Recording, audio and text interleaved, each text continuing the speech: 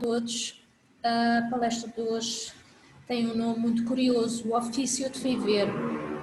Eu quando vi este título fiquei assim, o ofício de viver, o trabalho de viver, afinal o que é que nós temos que fazer para viver? Parece tão fácil, não é? Nascemos e a partir daí é levar as coisas para a frente. Mas conforme fui estudando, fui descobrindo que não é bem assim. Nós, durante a nossa vida, vamos nos construindo e reconstruindo conforme as experiências que vamos tendo ao longo da nossa existência. E eu descobri que João deixa-nos esta recomendação. Olhai por vós mesmos para que não percais o vosso trabalho, mas antes recebeis o inteiro galardão. E nós temos uma vida inteira para tentar atingir este inteiro galardão. E o que é que Emmanuel nos vai explicar acerca deste zelo próprio que nós temos de ter para connosco? Ele diz o seguinte: a natureza física, não obstante a deficiência de suas expressões em face da grandeza espiritual da vida, fornece vasto repositório de lições alusivas ao zelo próprio. A fim de que o espírito receba o sagrado ensejo de aprender na terra, receberá um corpo equivalente a verdadeiro santuário. Os órgãos e os sentidos são as suas potências, mas semelhante tabernáculo não se ergueria sem as dedicações maternas, e quando a criatura toma conta de si, gastará grande percentagem de tempo na limpeza, conservação e defesa do templo da carne em que se manifesta. Precisará cuidar da epiderme, da boca, dos olhos, das mãos, dos ouvidos. O que acontecerá se algum departamento do corpo for esquecido? Excrescências e sujidades trarão veneno à vida. Se o quadro fisiológico passageiro e mortal existe tudo isso que não requer de nossa dedicação, o espírito com os seus valores eternos. Se já recebeste alguma luz, desvela-te em não perdê-la. Intensifica em ti. Lava os teus pensamentos em esforços diários nas fontes do Cristo. Corrige os teus sentimentos, renova as aspirações, colocando-as na direção do mais alto. Não te cristalizes. Movimenta-te no trabalho do zelo próprio, pois há micróbios intangíveis que podem atacar a alma e paralisá-la durante séculos.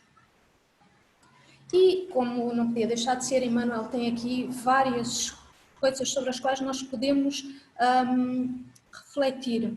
Ele fala no templo da carne, nas necessidades que nós temos com o templo da carne, mas depois fala também noutra coisa, o espírito.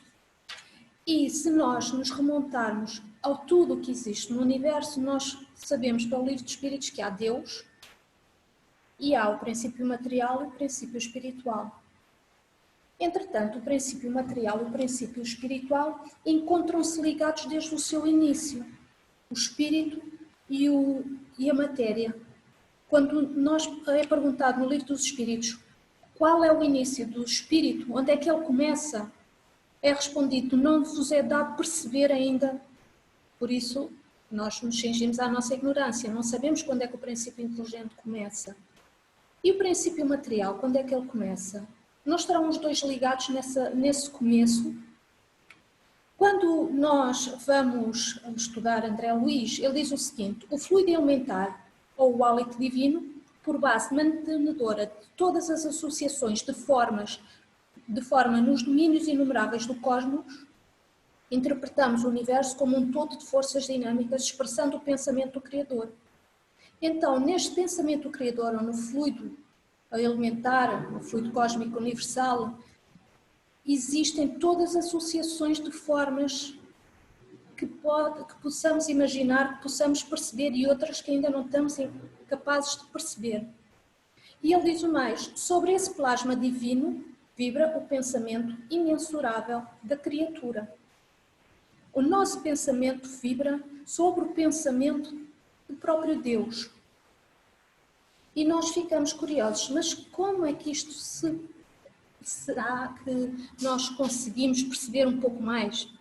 E no livro dos Espíritos, na resposta à pergunta 540, é adiantado o seguinte: é assim que tudo serve, tudo se encandeia na natureza, desde o átomo primitivo até o arcanjo, pois ele mesmo começou por ser um átomo, admirável lei da harmonia, de que o vosso espírito limitado ainda não pode abranger o conjunto. Então nós percebemos que desde o começo a matéria e o espírito estão ligados. Mas nós, aqui no Espiritismo, para conseguirmos perceber algumas coisas, nós temos o conceito de que o espírito só existe a partir da fase humana. Antes disso, é um princípio inteligente. Mas a verdade é que o espírito existe desde o começo e existirá até a infinidade, não é? Porque é desde o átomo até o arcanjo. Mesmo que a gente classifique uma fase evolutiva como princípio inteligente e a outra como espírito. Continuando a analisar esta situação que nos é posta aqui, e reparem, o Livro dos Espíritos foi escrito há 168 anos, e é-nos dado que a evolução é do átomo ao arcanjo, e que o próprio arcanjo já foi um átomo no seu início. No Consolador, que foi escrito há 79 anos, Emmanuel diz-nos o seguinte: na conceituação dos valores espirituais, a lei de evolução para todos os seres e coisas do universo, as individualizações químicas possuem igualmente a sua rota para a obtenção das primeiras expressões anímicas. Então, por aqui nós começamos a perceber que, desde aqueles primeiros átomos que nós pensamos que são elementos químicos, já lá tem alguma expressão anímica, já lá tem alguma coisa de espírito associado, aquilo que nós chamaríamos o princípio inteligente, mas em formas muito rudimentares mesmo, mas já possuem igualmente a rota para a obtenção das primeiras expressões anímicas, ou seja, já estão num processo de evolução. E na evolução em dois mundos, há 62 anos, André Luiz vem-nos dizer: com o transcurso dos erros, surpreendemos as células com princípios inteligentes de feição rudimentar, o serviço do princípio inteligente em estágio mais nobre dos animais superiores e nas criaturas humanas. Então, nós começamos a ver que o princípio inteligente está associado à matéria desde a fase mais elementar da própria matéria. E continuamos a escovilhar, não é? Nós gostamos de espreitar estas coisas e perceber. E Jesus, há 2000 anos, disse-nos o seguinte: tudo o que presenciamos na criação, mesmo que consideramos coisas mortas, na verdade estão em plena vida. Nós nos enganamos muito pensando e falando que a vida somente existe onde se manifesta instinto ou inteligência, pois ela vibra em tudo e está permanentemente onde foi criada. Nas linhas do nosso entendimento, o que podes saber é que a vida é movimento, tudo se move, vive, nada se encontra na inércia. Então, desde que existe um princípio material, existe um princípio de vida ligado a esse princípio material. E isto Jesus já nos estava a tentar explicar há 2000 anos, só que nós não tínhamos entendimento nem conhecimentos científicos para perceber esta explicação.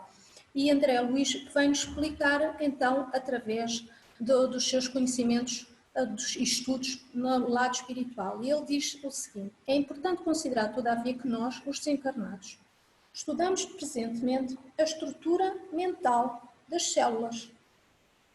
Ora, se eles estão a estudar a estrutura mental das células, é porque as células têm uma mente associada.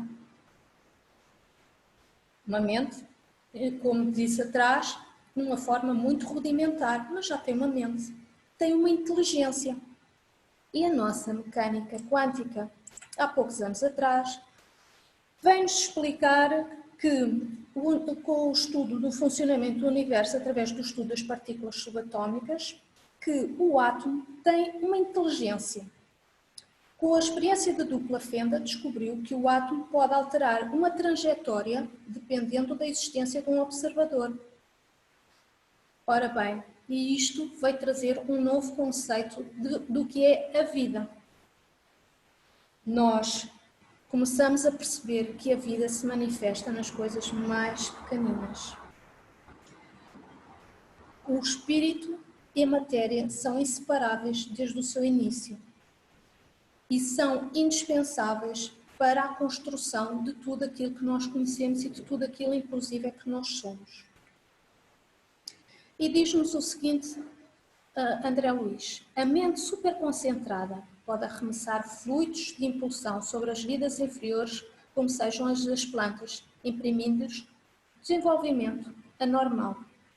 Ou seja, nós, com a nossa mente, conseguimos arremessar fluidos, nós normalmente chamamos emissões magnéticas, não é? Dos campos magnéticos, sobre as vidas inferiores, como as das plantas, e podemos interferimos diretamente no seu desenvolvimento. Isto nas plantas. Então, nos nossos corpos. Os nossos corpos são compostos de células.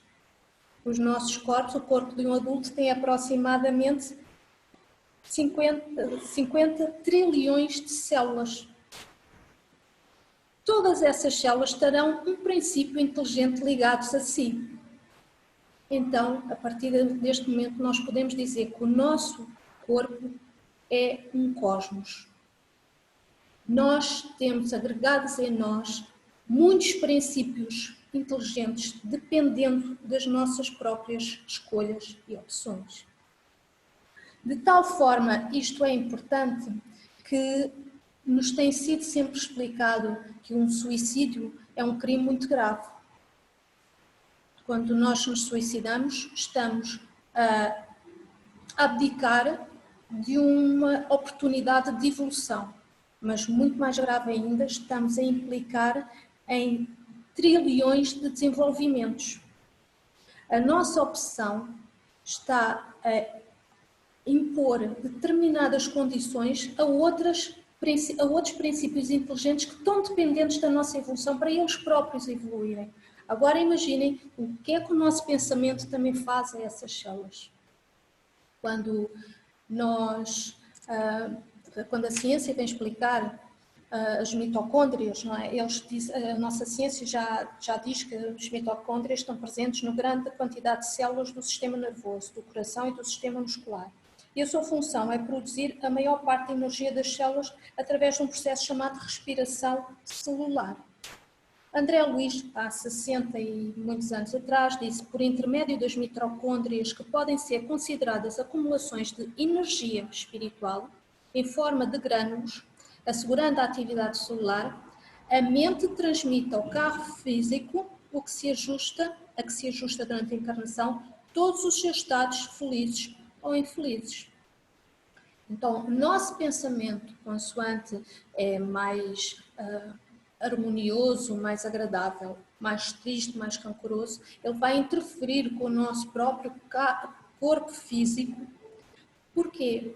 Porque vai interferir nesses milhões de células, trilhões de células que compõem o nosso corpo, imprimindo-os um caminho imposto pelo nosso magnetismo, do pensamento do nosso magnetismo.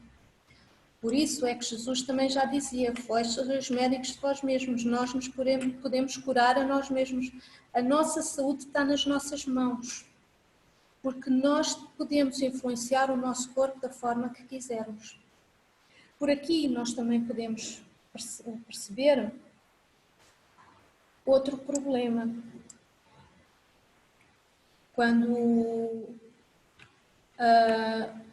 o ser opta pelo suicídio, pela eutanásia, não só está a retardar o seu próprio desenvolvimento, mas está a retardar o desenvolvimento de muitos outros princípios espirituais. Deus colocou-nos como co-criadores. Ele quer que nós participemos na sua própria criação. Nós somos veículos de evolução para irmãos espiritualmente mais atrasados. E André Luís continua-nos a dizer: as células surgem com princípios inteligentes, renovando-se continuamente no corpo físico e no corpo espiritual. Reparem, se nós temos 50 trilhões de células no nosso corpo físico, teremos o equivalente no nosso corpo espiritual. São 100 trilhões de células sobre as quais nós imprimimos a nossa vontade, imprimimos os nossos pensamentos e os nossos sentimentos. Todas essas impressões que nós estamos a passar a essas células estão a ensiná-las a viver. Estão a ensiná-las a adquirirem o seu princípio anímico, a ensiná-las a pensar. Então a nossa influência é tremenda. É muito importante o trabalho que nós desenvolvemos em nós próprios e este zelo pelo nosso próprio corpo é muito importante. Como Emmanuel disse, o nosso corpo é um templo sagrado. Jesus, no livro Ave Luz, diz o seguinte aos seus discípulos: não existe ninguém inútil na criação de Deus. A sabedoria do Senhor deu a todos modos e jeitos de participarem do trabalho numa divisão infinita.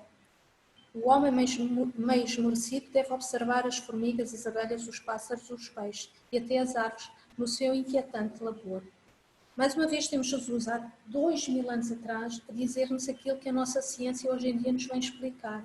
Não existe ninguém inútil na criação de Deus. Todos nós temos uma utilidade. Então aquele corpo defeituoso daquela pessoa que teve um acidente ou que herdou condições genéticas para vir com aquelas propensões físicas, aquilo é um labor. Aquela pessoa que teve um acidente e que ficou acamada num vegetativa, é um labor na mesma. O seu corpo continua a evoluir, continua a existir e os seus princípios espirituais agregados a ele continuam a aprender. Nós temos uma grande responsabilidade perante a vida. Por isso é que no livro dos Espíritos também diz que não é dado a ninguém o direito de tirar uma vida, seja do outro, seja do próprio. Não nos é dado esse direito, porque nós estamos a interferir não só na nossa evolução, mas na evolução de trilhões de seres que um dia virão a ser inteligentes e que as suas propensões já estão a ser determinadas por nós. Nós podemos imprimir neles conceitos de harmonia, de amor, de alegria, de trabalho, de atividade útil. Mas também podemos imprimir de ódio, de raiva, de rancor. Agora, por quem é que nós queremos ser responsáveis? Por um grupo de espíritos alegres, que gostam de trabalhar, ou por um grupo de espíritos rancorosos que, quando tivermos que os enfrentar enquanto espíritos mesmo, eles nos vão querer atirar pedras? A nossa responsabilidade é muito grande perante a vida. E Jesus continua a ensinar: o trabalho foi a primeira preocupação do Criador. Ele nunca para no seu labor infinito e nós, que somos seus cooperadores, não podemos esmorecer. Justo observemos que a vida é trabalho. Tudo se move para a garantia da beleza e sustentação, da harmonia. O próprio exercício de respirar é um trabalho. Em nós, humanos, já é automático, já está na nossa parte animal e já não temos que pensar. Mas existem outras expressões de vida que ainda precisam de pensar para respirar.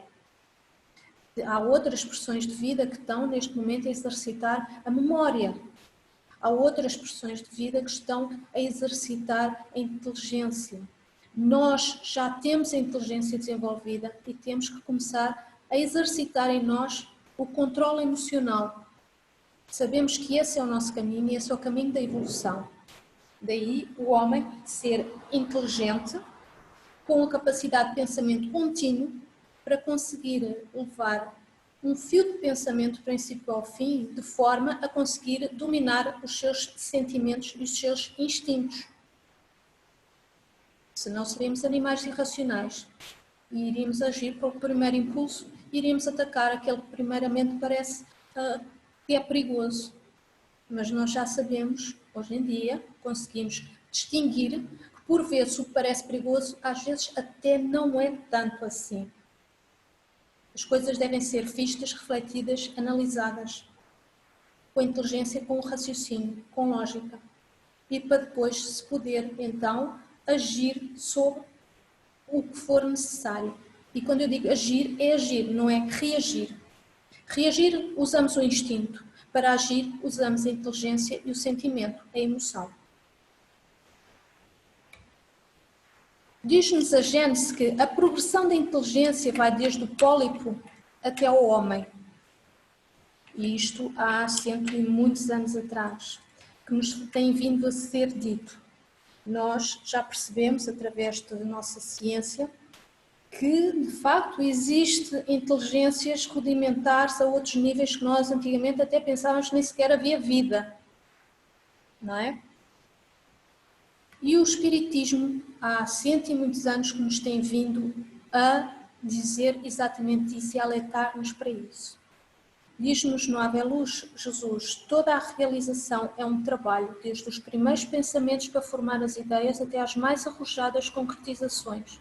No entanto, não deve esquecer de aprender a trabalhar na frequência do amor e da harmonia. E é esta frequência que nós, por vezes, saímos dela.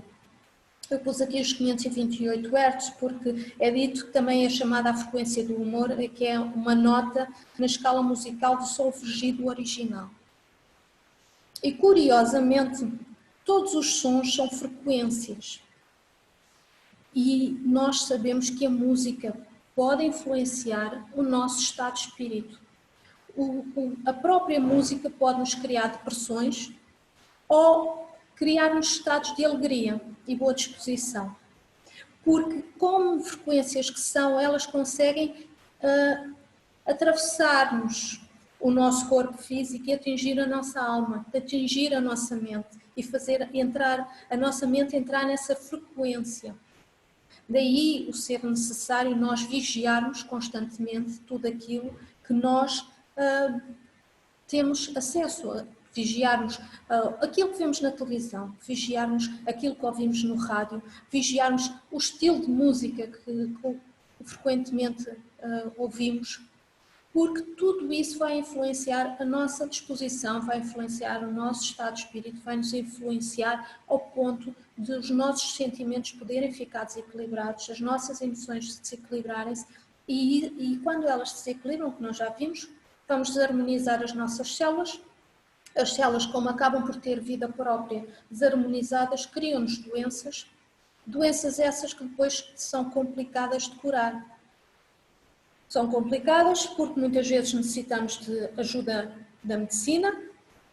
Para além disso, são complicadas porque nós, quando estamos perante doenças difíceis de curar, em geral gostamos de fazer o papel de vítimas, em vez de fazermos o papel do curador. Nós podemos curar a nós mesmos, nós devemos curar a nós mesmos, desde que entremos na sintonia certa, na frequência correta para nos curarmos.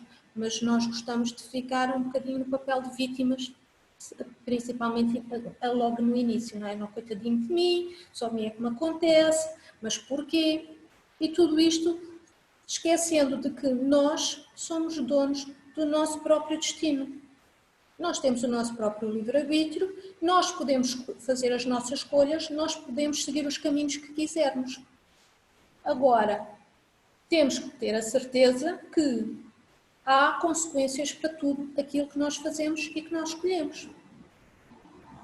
E é aqui que Jesus diz, toda a realização é um trabalho, desde o primeiro pensamento, para formar as ideias, até as mais arrojadas concretizações. Nós podemos formar pensamentos e ideias de forma a concretizarmos coisas grandiosas, coisas bonitas, coisas que nos beneficiam a nós e beneficiam o nosso próximo, ou podemos viver centrados em nós e na nossa pequenez. E quando nós nos centramos na nossa pequenez, achamos que somos muito grandes. E não nos apercebemos que ninguém consegue viver isolado. Ninguém consegue viver sozinho. E ninguém é mais que ninguém. Todos nós precisamos uns dos outros. Todos nós precisamos de viver na frequência do amor e da harmonia, porque só assim nós conseguimos criar laços. Esta frequência do amor e da harmonia permite-nos viver bem connosco, viver bem com os nossos sentimentos, com as nossas escolhas, viver bem com o nosso corpo, independentemente das limitações que ele possa ter ou não. Vivermos bem com as escolhas que fizemos, viver bem com o nosso próximo, independentemente dele ser uma pessoa mega simpática, querida, ou ser uma pessoa mais antipática e mais difícil de conviver. Jesus continua-nos a dizer que falar é um trabalho e saber falar um labor divino. Hoje em dia fala-se muito, então no Facebook e nas redes sociais fala-se demais, mas saber falar de facto é muito complicado. Muito pouca gente sabe falar. Instruir é um trabalho grandioso. Instruir bem é parte do dever em que a presença de Deus é mais visível e palpável. Por isso é que se diz que um bom professor é um sacerdote, porque ele não está apenas a passar conhecimentos, ele está a instruir na vida. Ouvir também é um trabalho, mas agora vamos ter atenção e saber ouvir, selecionando o que deve ser guardado no coração, é exercício que encanta a consciência e traz tranquilidade à alma. Nós, mais depressa, ouvimos e relembramos um comentário desagradável do que um elogio. Fazem-nos um elogio e nós ficamos todos contentes, já passou. Mas se alguém diz alguma coisa que é desagradável, nós guardamos aquilo na nossa mente horas, dias, semanas, às vezes até voltar a ver a pessoa outra vez e atirar-lhe à cara. Nós ficamos ali com o ressentimento no nosso coração. Porquê? Porque não soubemos ouvir. Não soubemos guardar no coração o que de facto é importante. Não é? Porque conforme nos é ensinado, se alguém nos disse alguma coisa que nos ofendeu, primeiro temos que ver, é verdade? Se é verdade, então temos que assumir que é verdade e alterar. Se é mentira, não é mentira e seguimos em frente. Mas em qualquer das opções devemos seguir em frente. Não é ficarmos agarrados ao que foi dito. É pegar e construir em cima. Todos somos trabalhadores de Deus e o que Ele espera de nós é que cumpramos os nossos deveres. E é aqui que nós temos muitas dificuldades, que é em perceber quais são os nossos deveres. Porque nós pensamos que os nossos deveres é levantar de manhã cedo, a chegar ao trabalho a horas, cumprir com o que o patrão diz, sair a horas e ir para casa. Mas será que é só isso que Deus entende como sendo os nossos deveres? Jesus disse o seguinte: foi para isso e para outras coisas similares que desci à terra, trazendo os meios mais fáceis de refletir a verdade para todos vós, de modo que compreendeis os vossos deveres mais de perto. E a seguir ele diz: para que possais ajudar sem sofrer, consolar sem perturbar e amar sem paixão. É-nos muito difícil ainda hoje, por muito que nós estejamos desligados das pessoas, quando nós vemos alguém que precisa de ajuda, não sofrer se formos ajudar. Sentimos-nos sempre tocados de alguma maneira. Por isso é que as pessoas que trabalham em instituições sociais, que praticam a caridade, em geral são pessoas que têm, bem, para já têm que ter, como se costuma dizer, uma carapaça muito forte para aguentar as situações, porque de facto estão sujeitas a verem situações muito difíceis, de sofrimento. Mas ajudar sem sofrer é perceber que nós não podemos importar para nós o sofrimento alheio. Nós podemos ajudar com uma palavra reconfortadora, podemos ajudar, se estiver nas nossas posses materiais, superar a deficiência ou as dificuldades do próximo. Nós podemos ajudar amparando, às vezes até só estar ao lado, nem uma palavra dizer, mas não podemos comprar os sofrimentos dos outros para nós. Temos que saber distinguir o sofrimento do outro é o sofrimento do outro. Nós podemos tentar amenizar, mas não o podemos viver. Porque será inútil nós estarmos a viver aquele sofrimento e não estamos a conseguir ajudar. Aí estamos a consolar com a perturbação. Porque a outra pessoa começa a ver que nós também estamos a ficar mal e começa também a ficar ainda mais perturbada. E amar sem paixão. Nós vivemos numa época em que as pessoas são apaixonadas por tudo. apaixonadas pelas vidas, apaixonadas pelos festivais do verão, apaixonadas pelo carro, apaixonadas pela casa, apaixonadas por outra pessoa, uma grande paixão que leva ao casamento. A paixão é um sentimento passageiro, transitório. A paixão é um sentimento perturbador. Quem sofre de paixão está irrequieto, sente borboletas no estômago, não é? Falta-lhe a respiração, sente-se irrequieto, não consegue parar quieto, a adrenalina sobe. Isso não é amar. O amor é calmo, é sereno e não passa. A paixão passa, o amor mantém-se sempre. Por mais subtil que ele seja, e às vezes até parece que não está lá, ele está lá.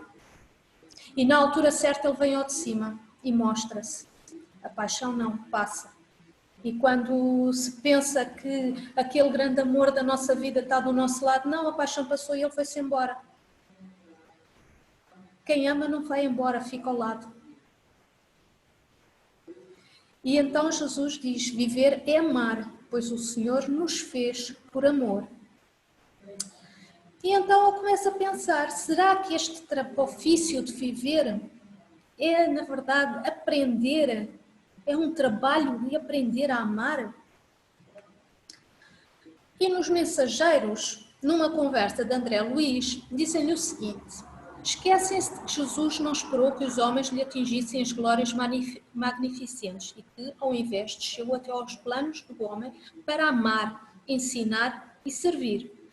Não exigiu que as criaturas se fizessem imediatamente iguais a ele. Ele fez como os homens para ajudá-los na subida áspera. Sejamos seguidores da renúncia ao inferior. Ninguém espera subir espiritualmente sem esforço, sem suor, sem lágrimas. Então nós começamos a perceber que este subir espiritualmente, este ofício de viver, é um ofício que terá de ser esforçado, teremos que suar e muitas vezes iremos chorar. É um ofício difícil e foi exatamente por isso que Jesus nos veio ensinar como é que devíamos fazer. Para ele foi difícil? Não, não foi, porque já ele vibra na sintonia do amor. Para nós foi difícil? Foi. Não conseguimos entender na altura. Tivemos muitas dificuldades. Poucos foram aqueles que o seguiram. E a mensagem dele foi mal interpretada ao longo deste tempo todo. E teve que vir o Espiritismo, o Consolador prometido, para nos alertar e voltar à mensagem original. Ninguém espera subir espiritualmente sem esforço, sem suor e sem lágrimas. Então por aqui nós começamos a perceber que quando alguém diz eu quero é viver a vida. O que é viver a vida? Viver a vida não é gozar a vida. Viver a vida é diferente. Quando alguém diz eu quero viver a vida, em geral quer dizer eu quero gozar enquanto estou cá. Mas a vida não é para ser gozada. Embora nós até o possamos fazer. Se nós tivermos consciência espiritual de que a vida é um ensinamento, é como se estivéssemos na escola num exame.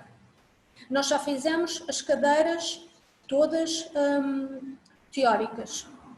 Já tivemos as cadeiras práticas também. Mas agora vimos à vida fazer um exame. Seja ele teórico ou prático, nós estamos fechados neste mundinho. Não nos lembramos do que fomos, não sabemos aquilo que iremos ser. Temos muitas dificuldades às vezes em perceber o que é esperado de nós. Mas estamos neste momento num exame. E os exames não são fáceis, não é? Nós temos que estudar, temos que nos esforçar. E às vezes até temos momentos de frustração, porque por mais que estudemos não conseguimos encaixar determinadas coisas, não é? Então, ninguém espera subir espiritualmente sem esforço, sem suor e sem lágrimas. E é isso que a vida nos traz em abundância. Mas não tem que ser assim. Depende de como é que nós encaramos a dor.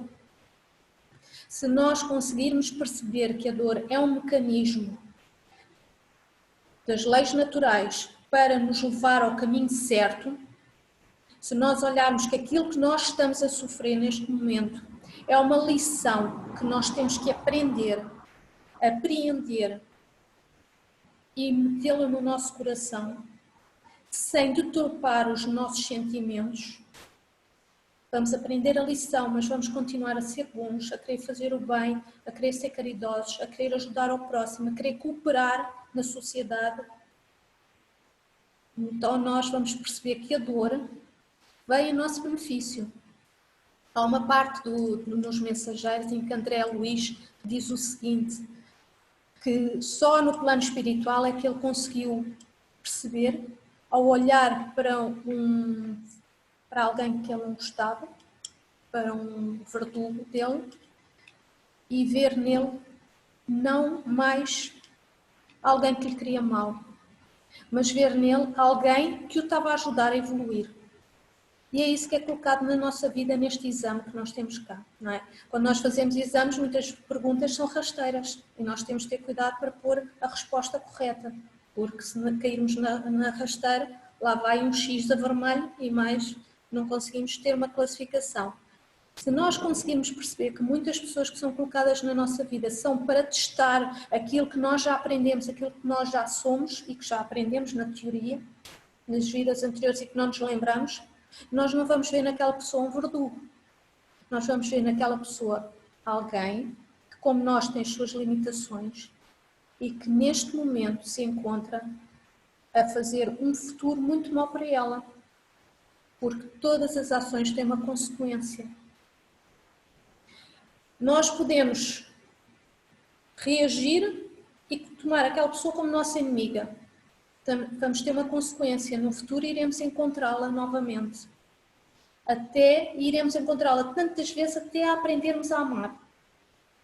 Mas nós podemos não ver naquela pessoa um verdugo, mas um agente da lei que teve a missão difícil de nos pôr no caminho e que nós podemos perdoar e que devemos perdoar porque nós também somos verdugos de outras pessoas e também já fizemos exatamente a mesma coisa. Podemos perdoar e só por isso estamos a saber amá-la. Num futuro, quando a encontrarmos, a posição vai ser completamente diferente, ela não vai ser um rival. Nós vamos ter amor por essa pessoa. E ela vai perceber que ali há qualquer coisa. E é assim que nós vamos evoluindo, com dificuldade, com esforço. E muitas vezes com lágrimas, porque não é fácil olhar para um verdugo e perdoá-lo. Nos Mensageiros ainda nos dizem o seguinte acerca do grande serviço de Jesus. Ele expulsara febres malignas, curara leprosos e cegos de nascença, levava paralíticos, mas nunca ficava apenas nisto. Reanimava os doentes, dava-lhes esperanças novas e convidava-os à compreensão da vida eterna. Então nós temos que Jesus, como grande médico, sabia que cada um de nós é médico de si próprio. Ele, claro, como um Cristo que é, e com as capacidades que tinha, ele podia curar qualquer doença, mas ele sabia de antemão que se a pessoa não mudar a sua maneira de pensar e de agir, a doença surgirá novamente, porque o desequilíbrio não está no corpo físico, está na mente. Daí, ele sempre reanimava os doentes, dava-lhes as esperanças novas, convidava-os à compreensão da vida, dizia-lhes sempre, vai e não peques mais. Fazia sempre aquele convite à reforma íntima. Nós aqui no Espiritismo falamos tanto da reforma íntima, que é tão difícil, é trabalhosa, mas por isso é que a vida é um labor. Nós temos a vida inteira para fazer essa reforma. E como nós sabemos que a natureza não dá saltos, Deus não está à espera que nós nos mudemos de um dia para o outro. Ele sabe que a nossa mudança é progressiva. Temos muito tempo para o fazer. Entretanto, não devemos desperdiçar as oportunidades. Porque Deus dá-nos a nova oportunidade, mas nunca mais será como aquela. Será um pouquinho mais difícil. E todas as vezes que desperdiçarmos oportunidades, elas irão surgir novamente, mas cada vez mais difíceis. Até que um dia o sofrimento é tanto, que nós pegamos na oportunidade mais difícil e transformamos-nos mesmo. Não era muito mais fácil fazer isto logo no início? Então nós temos no Evangelho todo o roteiro da vida. E houve um mentor que estava a falar com o André Luiz e ele diz o seguinte: o Evangelho, todavia, é livro divino e enquanto permanecermos na cegueira da vaidade e da ignorância, não nos põe o seu tesouro sagrado.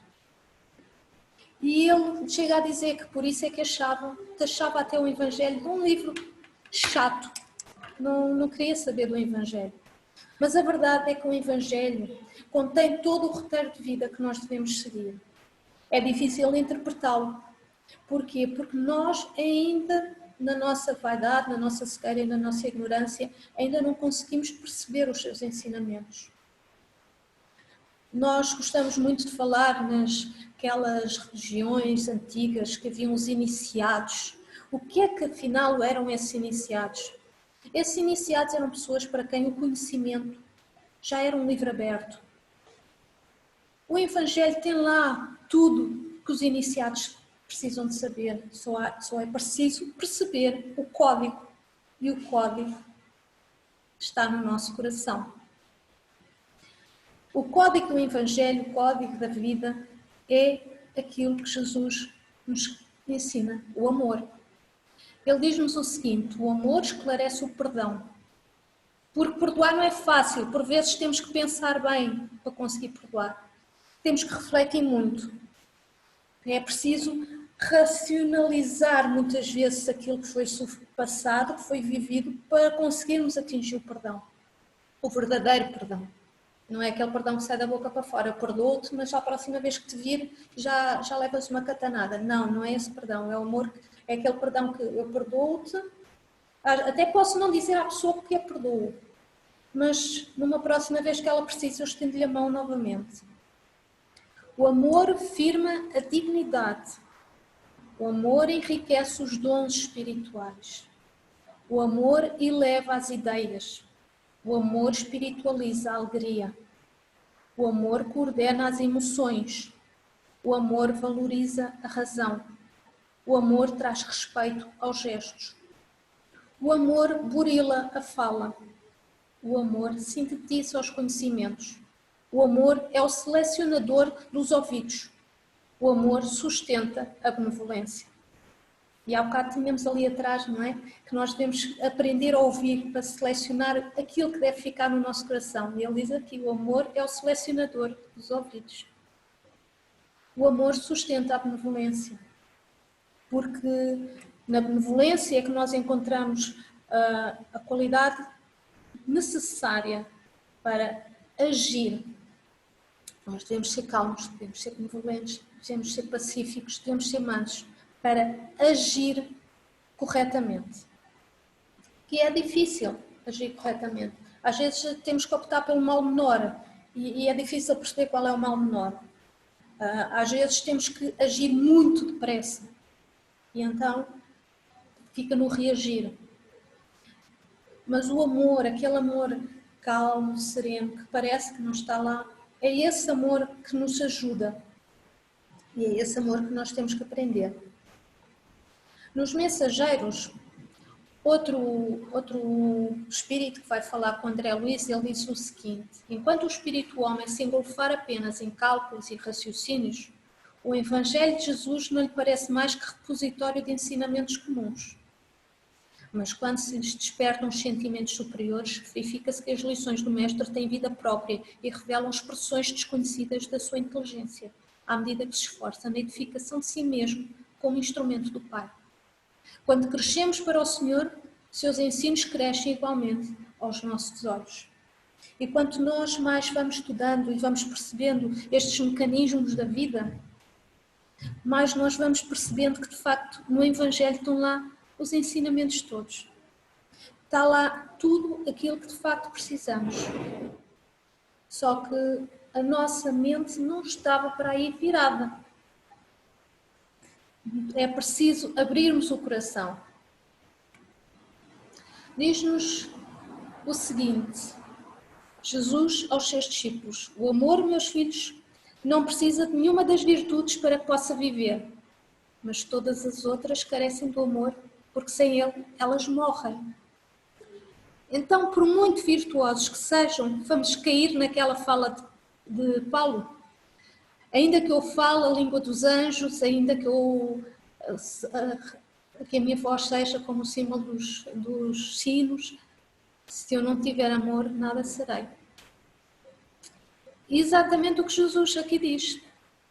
Podemos ter as virtudes todas do mundo, mas se não tivermos amor, elas não valem de nada. E porquê? Porque Jesus, no fim, ele diz-nos: amor é o único o nome que pode substituir Deus. Se nós damos o nome de Deus a Deus, só o podemos substituir por amor. Ou seja, Deus é amor. Por isso é que ele sempre nos disse que Deus é Pai, é amor. E é aquele amor que nós necessitamos de aprender. É este que é o ofício da vida. É nós aprendermos este amor.